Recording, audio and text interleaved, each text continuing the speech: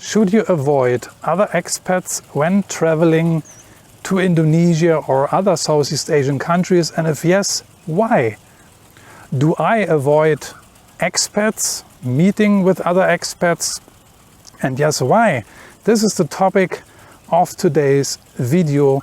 I also get comments from time to time, or questions and emails, where to find other expats when moving to Southeast Asia. I just recently also received 2 emails from some guys who were asking these questions. Hey Marcel, I want to relocate to this and this city in Indonesia.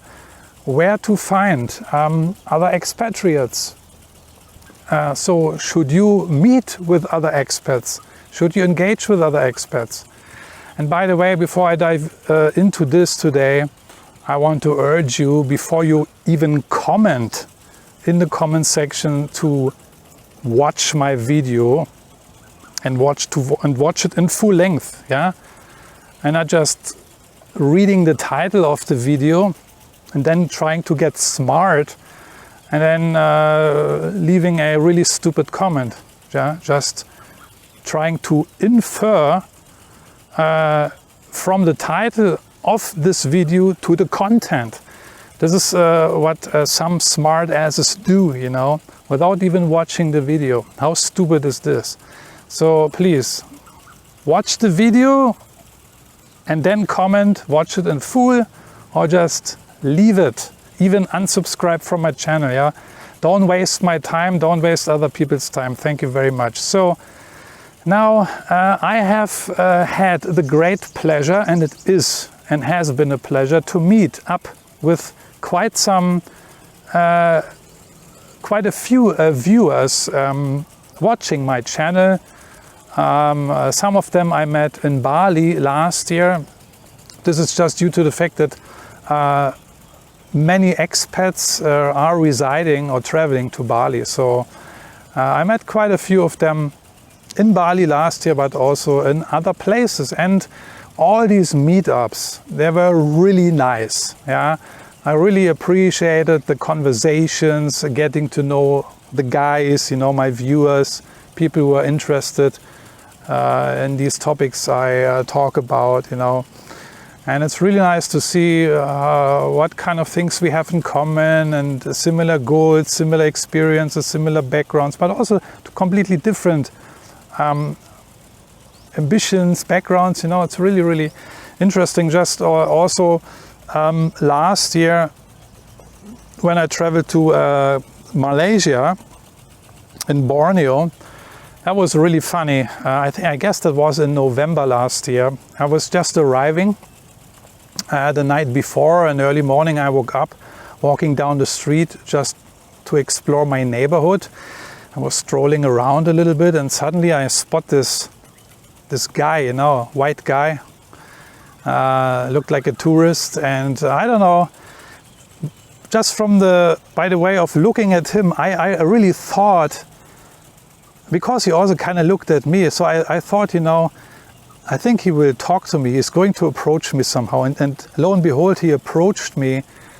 And it turned out he was a viewer of mine. You know, he asked me, "Hey, are you this guy from this YouTube channel, Minimalist Nomad?" I said, "Yes." That was so unexpected, you know, to meet him actually in Malaysia, in a place I released a video about also last year, my secret place for retirement. I will link the video here. So, you know, these crazy things also happen. We had a great chat, you know. And so it's really funny. So bottom line, meeting up with other expats or even viewers of mine has been always a great pleasure. But of course, this video is not only about my viewers and meeting up with some of the guys, you know, and the great experiences I had with them. By the way, I also learned from these encounters, you know, but in general, moving to Southeast Asia, to Indonesia, and then you have also other expats obviously around, and the spectrum is very wide, you know. Of course, most of the guys, most of the expats, we can consider normal, psychologically healthy people, you know. But unfortunately, and other expats will confirm this, who have been around for a while here in these places, you also have braggarts, you have losers back home, I mean the real losers, you know, who really messed up everything at home and think here they can, I don't know, mess around further. You might even have criminals among them, you know, guys who have legal matters in their home countries. You have really people who pretend, you know, showboats. People who have, I don't know, started up 20 companies already in Southeast Asia. You have digital nomads, you know, guys who pretend to be digital nomads. All kind of, yeah, grandstanders also, you know, top Gs even, you know. So people expats who flash a lot of credentials before you even get into the conversation, right? Former big shots, you know, guys who tell you they have been a CEO at a Fortune 500 company and all that crap, you know. So you will also run into these characters, you know. And there might be even some expats who are running away from home for different reasons, you know, I just mentioned. I'm not talking about escapism here, although this is also a very interesting topic. Yeah, escapism. I read a comment the other day by a guy talking about this, and this is actually a topic for another video, for a different video. You know, are other expats actually escape from something, you know, not from a court order or, I don't know, a trial in your home country. I'm not talking about this. I'm not talking about legal matters, but other stuff, you know. But anyway, some expats, you know, they are trouble guys, they are messed up. So you have to be aware of this, you know. That's why I want to talk about this today. Should you engage with other expats at all? Rule number one for me is other expats in Indonesia. I'm gonna stick with Indonesia now, okay? Because this is my main and prime destination. Expats in Indonesia, even they are first and foremost still strangers, yeah?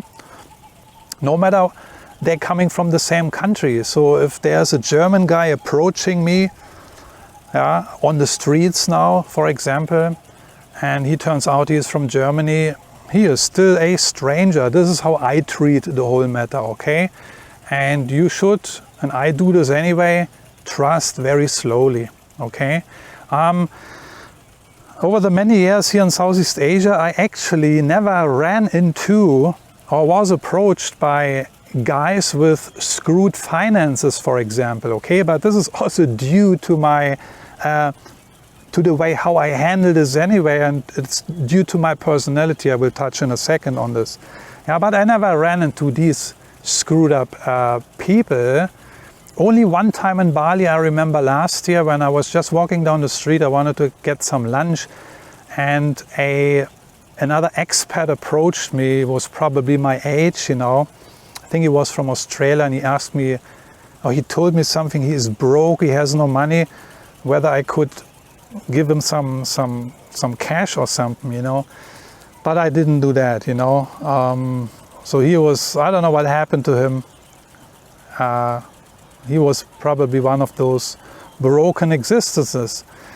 But perhaps you have this, in the Philippines you have this more, you certainly get more comments from Western expats who live in the Philippines who meet more of these characters, you know, financially not so savvy people, broke people, you know. But it never happened to me actually, neither in the Philippines or in Indonesia or in Malaysia for that matter, okay? I also hear from some expats who traveled around a lot that they say they actually had more trouble with expats than with the local folks.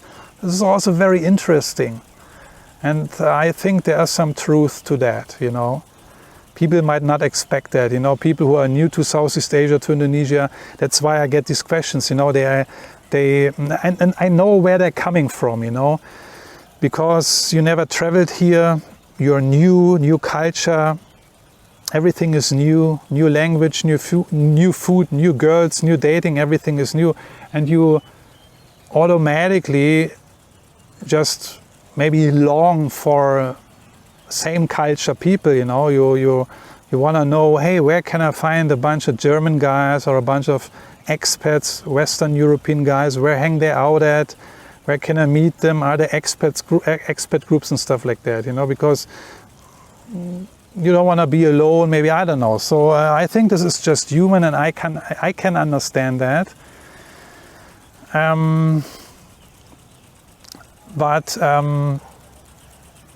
So these guys would never probably understand or comprehend why. Hey, wait a minute, you telling me? I mean, I'm looking for expats in Indonesia to meet up with and to exchange information and trying to build a network. When you're telling me don't do that because they will cause more trouble than you would deal with local people. And yes. That's why I'm doing this video. You know, I hear this from other expats also who've been around a very long time here in these areas, in these countries. And this is just wisdom, basically, you know.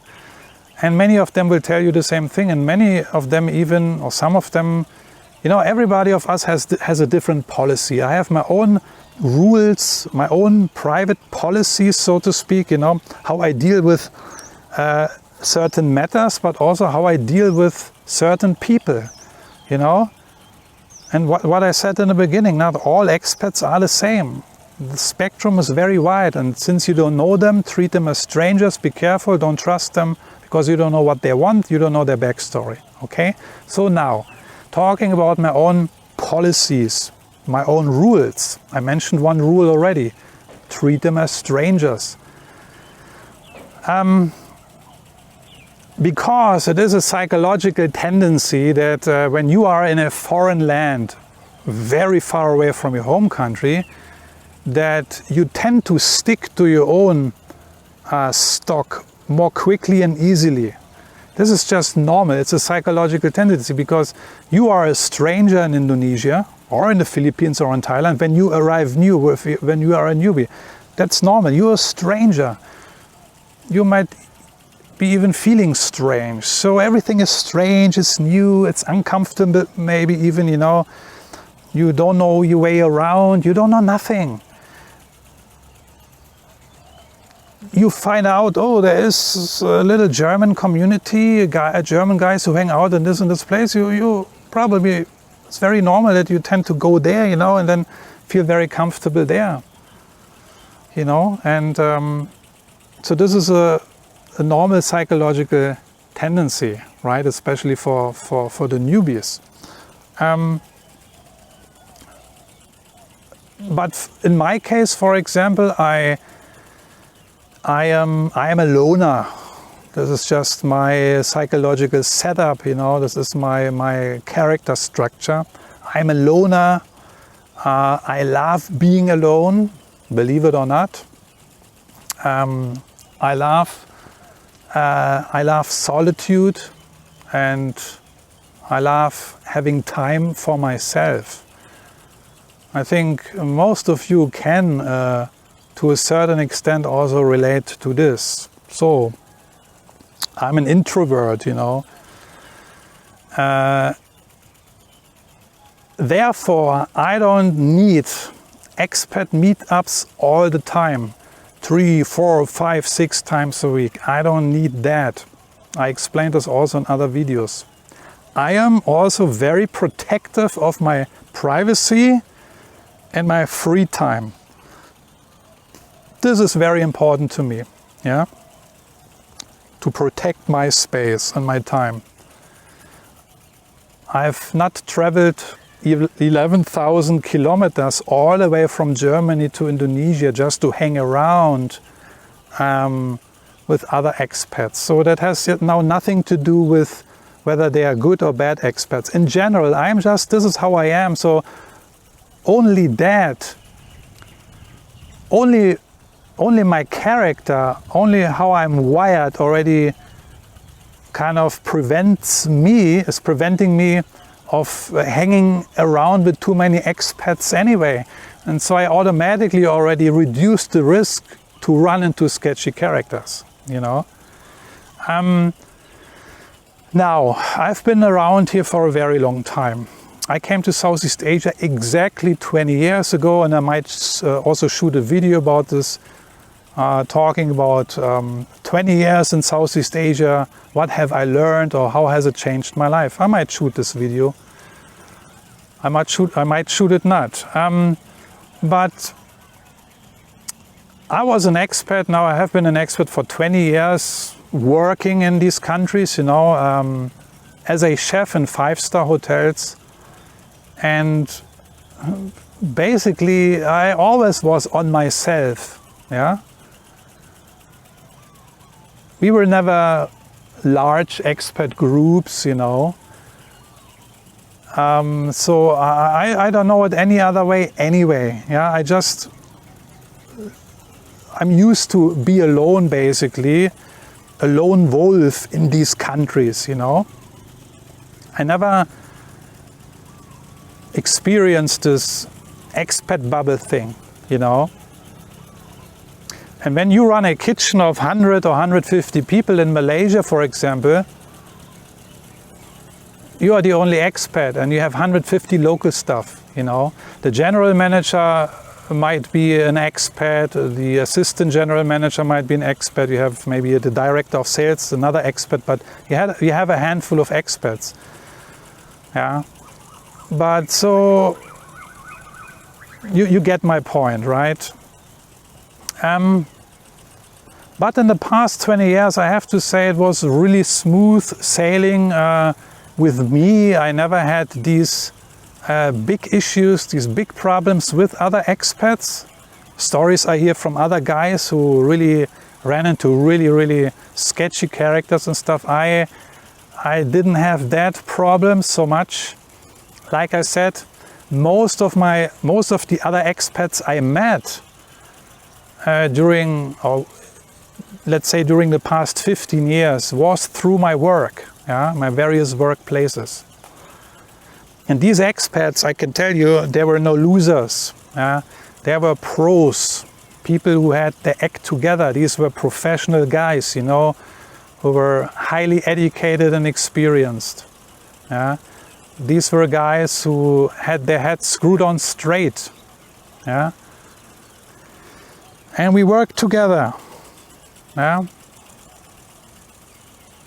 We work together, we spend a lot of time at work together, 12 hours, 14 hours, 16 hours, sometimes three weeks straight. You know, the hospitality industry is a very busy industry, a crazy industry.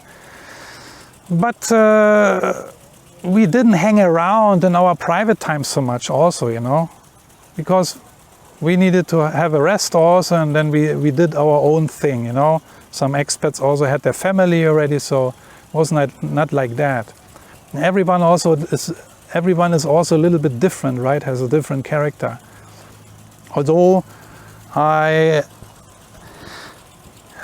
can share crazy stories with you, I don't want to do it here now today. What I have experienced during the past, let's say 15 years working in the Asian hospitality industry. Crazy stories with other expats. I'm talking about the expats who were my colleagues at work, you know. Like I say, professional guys, CEOs,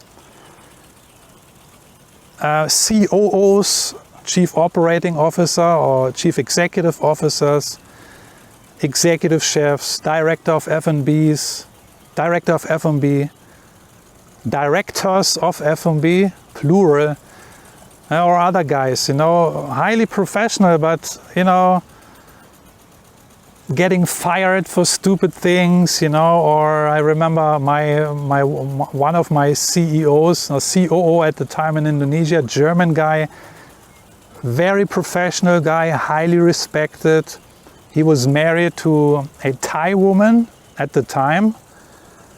And then the story goes that he hooked up with the secretary, you know, which I also knew at the time, of course, pretty woman, very young, you know.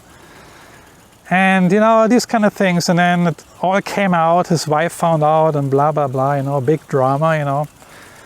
So I could start a whole series on all these crazy stories I have experienced. And I include myself, you know, I also fell victim, so to speak, also due to my own fault, basically. Experienced a lot of crazy stories. But anyway, these are more work-related. Anyway, another rule I have is, for example, if I meet another expat, doesn't matter which country he is from, I'm very careful with sharing private information with him, okay? Because again, I don't know this guy, I treat him as a stranger. You don't want to disclose too much private information. You know, for example, where you live, where is your condo at, or your apartment. You don't want to share too much information about your girlfriend or your wife, you know, your financials. Some expats, you know, they're very eager to learn about your financial, you know, they want to know what you do for living and how much money you make, how much savings you have and this and that. Are you investing, and yes, where, and blah, blah, blah. You know, I hear all these stories from other guys, you know, who relate this to me. Yeah, and you should also not invite them to your home so easily. Yeah, remember, strangers, you don't know these people. There might be sketchy characters, you know, and this is also guys who sometimes want to intrude in your life. Yeah, they are intruders. They want something from you, maybe, you know, or they want to tell you something, you know, all kinds of damn stupid, strange stories, you know. For me personally, in my opinion and also in my experience, the really solid expats, according to my definition. Yeah, what is a solid expat according to my definition? According to my definition, a solid expat is someone who doesn't talk too much. Yeah? A guy who is busy with his own life, with his own projects, business, whatever. He don't talk much, he is busy, he moves quietly, he is under the radar, he moves under the radar, and he's basically like a fly on the wall only. Yeah? He observes, keeps his mouth shut, he is humble, and he is low profile, and also very important, he doesn't need to impress. Yeah? Other people, other expats.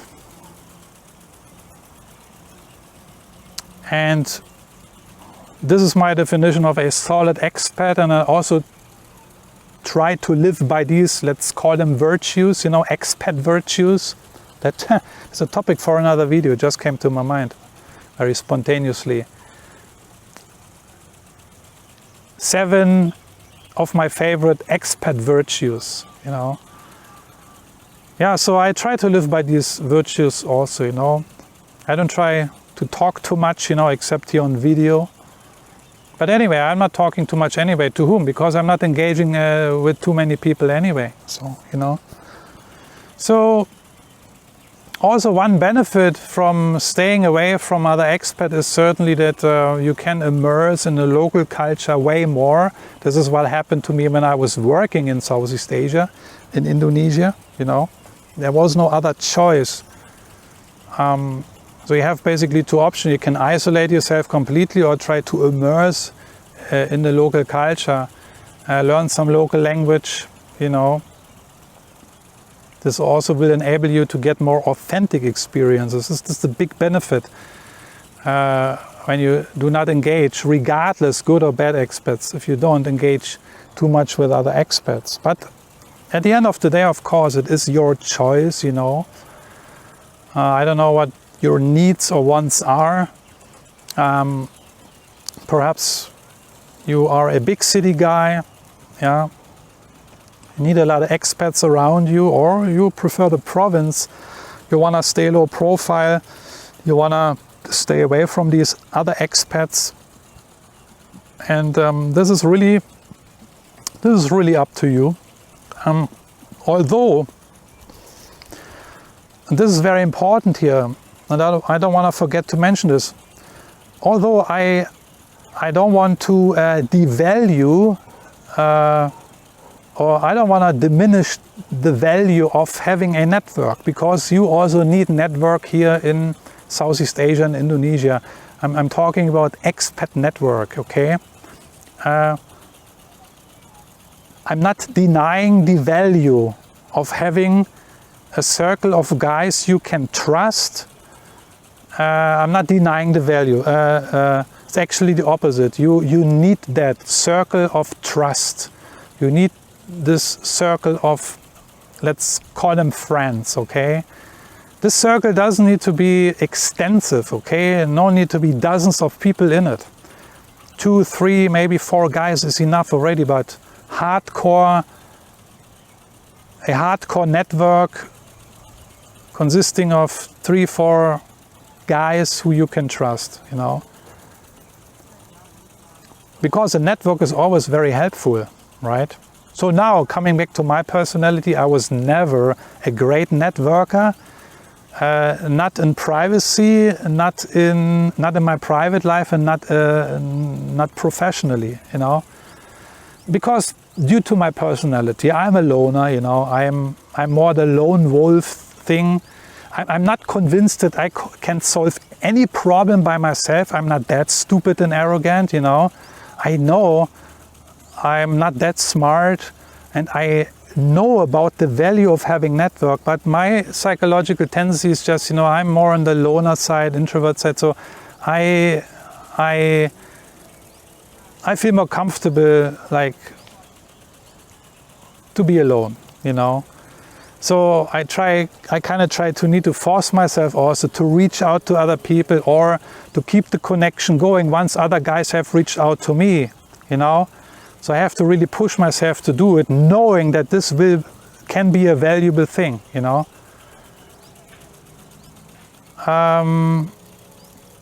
So this is one thing I want to mention also here, okay? But you also have to ask yourself, of course, why do you want to travel anyway? Why do you want to move anyway, let's say, to Indonesia? Why do you want to move here? Why do you want to relocate here? Why do you want to start a new life here? Why do you want to travel here? Yeah? You have to ask yourself these questions and get clear about them. Yeah? There is no point of leaving Europe or the United States to leave all your old life behind, your divorced wife, not your assets. I hope your assets are safe. You leave your wife, your ex-wife behind, but you bring all your nice assets over to Indonesia. That's the best way. I hope you manage to do that. But so if you manage to do that, what do you want to do then in Indonesia? Do you just want to start a new expat bubble? Do you want to live in a new expat bubble then, you know, living in a $3,000 condo, $3,000 rent per month condo, and meeting up with expats every day, every night, and just living in your own bubble, never really immerse in the local culture, don't meet local people, don't go to the night market, don't go to the wet market, just shop in the expensive supermarkets and grocery stores, always only go to the mall. And so do you want to do that? So for me, you know, there's no point then to move, in my opinion, to a faraway country, you know. So do you want to move all the way from the Western country to Indonesia because you're missing expats? If you miss expats, then you can stay in a Western country. You have enough expats there, enough sketchy characters also. Yeah. So this is something you have to ask yourself. And this is just what I wanted to share with you here today. This is my viewpoint on these things. Should you avoid other expats? I think yes and no. Again, everybody has a different personality. I'm more on the loner side. I'm content more with myself, and I know also other expats who are the total opposite, you know, and this is also fine, okay? But be also aware. So you shouldn't avoid other expats, but be aware, you know, that not all these expats are like you. You, a guy who has his act together, yeah, who has built a career, who is solid, yeah, who can stay busy, who has a routine, who can move quietly below the radar, who can be a fly on the wall, somebody who is humble and low profile. Not many guys can do that, you know. Especially in Southeast Asia, you will run into these people, you know, they are losers back home, now they come here and think they are the big shots, you know, because they have some savings in their bank account, and now they think they are king here, can have a big mouth, they think they have white skin and are something special, you know. And this is very immature behavior, but you will meet these kind of guys, you will run into these guys, and if you just hang around with a lot of expats every day, the chance is higher, or the risk is higher that you will have to deal more with these characters, you know. So I'm just want to warn you, okay, that prepare yourself for to meet failures also here in Southeast Asia, okay? And you don't want to deal with these people. You don't want to be associated with them whatsoever, because they can be a real pain in the ass. Yeah, and then this will happen. What other expats already mentioned and confirmed also to me, that yeah, over their 10, 20, 30 year time span in Southeast Asia, they had actually more trouble with expatriates from their own country than with local folks. And with that being said, I'm checking out for today. Looking forward what you have to say. What is your opinion? Do you agree with me? Have you had similar experiences? Are you also a loner, which already is kind of a protective thing, so to speak, right? Which prevents you to get in touch with too many guys anyway. Or are you someone who constantly needs this exchange and meetups and partying and this and that and blah, blah, blah. Meeting in a co-working space, pretending to be a digital nomad, you know, and sharing all your success stories, you know, how many millions you have invested in this project and in this project, and then next week I'm gonna start this business, this business, yeah. All this bullshit people, you know. And I know they are there, and especially in places like Bali also you can find these people, you know. It's disgusting, you know. But anyway, looking forward to your thoughts, and I'm checking out here today. Thanks for watching, and I'm gonna see you hopefully in one of my next videos. Take care, bye bye.